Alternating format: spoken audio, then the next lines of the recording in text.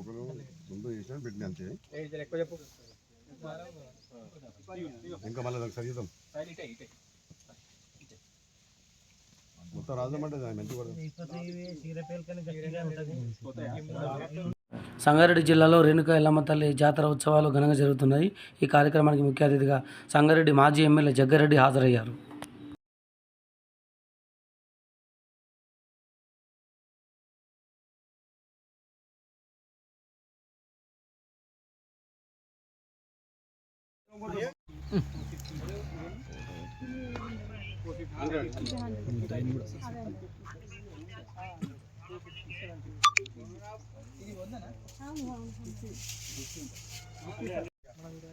భక్తులకు ఎంత ఇంతకాలం సేవ చేయకూడదు